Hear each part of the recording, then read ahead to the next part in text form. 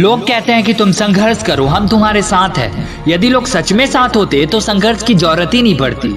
लोग तो तब साथ आते हैं जब हम संघर्ष के बाद किसी मुकाम पर पहुंच जाते हैं। आसमान की ऊंचाई छूने के लिए हवाई जहाज और अन्य साधनों से भी जरूरी चीज है हौसला। हौसला आपकी सोच को वह उड़ान देता है जिसका शिखर कामयाबी की चोटी पर है। कामयाबी के शिखर तक पहुंचने की आपने यूं तो हजारों कहानियां पढ़ी होगी, लेकिन ऐसी ही एक जीती जागती कहानी है जिन्हें दुनिया मिसाइल मैन के नाम से जानती है।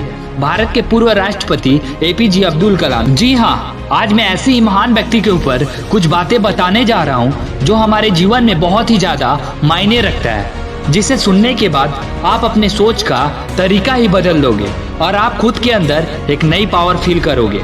तो स्टार्ट करते हैं। कलाम जी कहते थे कि मुझे थोड़ा भी गुरूर नहीं कि मेरी जिंदगी सबके लिए मिसाइल बने, लेकिन ये हो सकता है कोई ना कोई बच्चा अनजान जगह से नाता रखता हो और वो ये पढ़ने के बाद कुछ बड़ा करे। वो ये पढ़े कि पढ़ने के बाद उसकी जिंदगी में हौसला मिले। शायद ऐसे भी हो सकता है कि उन बच्चों को कुछ अलग लगे अपनी मजबूरी के कारण, लेकिन सिर्फ वो मजबूरी बनकर ना रह जाए। उन्होंने कहा था कि कोई व्यक्ति कितना भी छोटा क्यों ना हो, उसे हौसला नहीं छोड़ना चाहिए।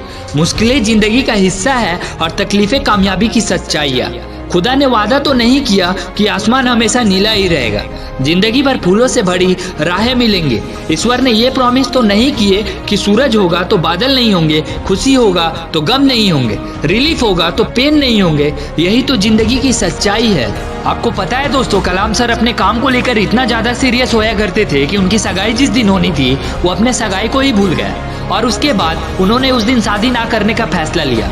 उनका ये कहना था कि इंसान शादी और बच्चे अपने सेल्फीनेस के लिए करता है, इसलिए मैं सेल्फिश नहीं बनना चाहता, बल्कि अपनी पूरी जिंदगी देश को समर्पित करना चाहता हूँ। बात है ये उन दिनों की, कलाम सर के पास ना पढ़ने के लिए बिजली की साधन थी और ना ही वो पैसे वाले घराना से थे। यहाँ तक कि उनके घर में एक रूल हुआ करता था दीपक जलने की, रात 7 बजे से 9 बजे तक, लेकिन इनको पढ़ना था। इतना ही नहीं, कलाम सर मदरसे में पढ़ने के बाद सुबह रामेश्वरम के रेलवे स्टेशन और बस अड्डे पे जाकर समाचार पत्र इकट्ठा करते और रामेश्वरम शहर की सड़कों पर दौड़ दौड़ कर सबसे पहले बेचा करते। बचपन में ही आत्मनिर्भर बनने की तरफ उनका यह पहली जीत हुई, लेकिन उसके बाद उन्होंने कुछ ऐसा करने के लिए सोचे। ये बात है 10 अगस्त 1979 की। उनकी 19 साल की मेहनत के बाद उन्होंने 23 मीटर लंबा SLV-3 रॉकेट लगभग 17 टन से भी ज्यादा का वजन लेकर 7:58 पे अंतरिक्ष की ओर उड़ा। और पता है, रॉकेट 4 स्टेज में था। ये सिर्फ रॉकेट नहीं था, ये मेहनत थी कलाम सर की और उनकी पूरी टीम की। रॉकेट पहले स्टेज जैसे ही पार करता है, लेकिन जैसे ही वो दूसरी स्टेज में पहुंचता है वो काम करना बंद कर देता है और 5 मिनट 17 सेकंड के बाद श्रीहरिकोटा से 560 किलोमीटर की दूरी पर समुंदर में जाकर गिर जाता है। और जैसे ही रॉकेट समुंदर में गिरता है, कलाम सर और उनके टीम का सपना टूट जाता है। आप सोच रहे हैं उस टाइम उनके ऊपर क्या बीता होगा। 1, 2, 5 साल की ने 19 साल का मेहनत जब समंदर में टूट कर बह गया। इतना कुछ होने के बाद कलाम सर अंदर से टूट जाते हैं और उनके आंखों से आंसू आ जाते हैं, लेकिन उसके बाद भी कलाम सर हार नहीं माने।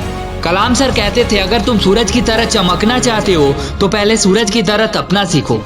कलाम सर भी इसी तरह मेहनत करते गए हर दिन और 1 साल बाद 18 जुलाई 1980 को सुबह 8:03 पे इंडिया का पहला सैटेलाइट रोहिणी अंतरिक्ष की ओर जा पहुंचा। कलाम सर ने जिंदगी की सबसे बड़ी दिन 18 जुलाई को ही बताए हैं, क्योंकि इतने वर्षों का कड़ी मेहनत जो रंग लाई थी। और उस दिन से ही हमारे देश भी उन देशों के लिस्ट में जुड़ गया जिसके पास खुद का सैटेलाइट था। ये सब होने का श्रेय कलाम सर को जाता है। अगर वो ऐसा नहीं करते तो ऐसा होना भी मुश्किल था। जब वो राष्ट्रपति बने और उनको राष्ट्रीय भवन के लिए आमंत्रित किया गया और वो जब राष्ट्रीय भवन के लिए आए तो साथ में 2 सूटकेस भी लाए थे। आपको ये सुनकर हैरानी होगी कि एक सूटकेस में कपड़ा था और दूसरे में किताबें। तो आप सोच रहे हैं ना वो किताब से कितना प्यार करते थे।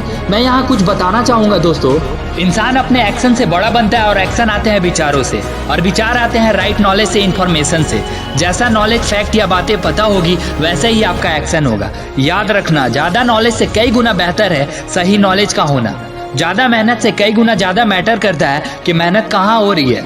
आज मैं जहाँ भी हूँ, जो भी कर रहा हूँ, जो भी मिल रहा है, उसकी सबसे बड़ी वजह है रीडिंग एंड राइटिंग। हर इंसान की कामयाब जो भी है उनकी यही एक वजह है। कलाम सर ने क्या बात कही है, आप अपना भविष्य नहीं बदल सकते हैं पर आप अपनी आदतें को बदल सकते हैं, और निश्चित रूप से आपकी आदत ही आपका भविष्य बदल देगी। आप तब तक लड़ना मत छोड़ो जब तक कि आप अपनी तय की हुई जगह पर ना पहुंच जाओ। यही एक बात है जो आपको विशेष बनाती है। कुछ ऐसा ही करो कि फक्र हो पूरी दुनिया को। तो ये थी कलाम सर की कहानी। फिर मिलते हैं ऐसी किसी कहानी में, तब तक के लिए जय हिंद, जय भारत।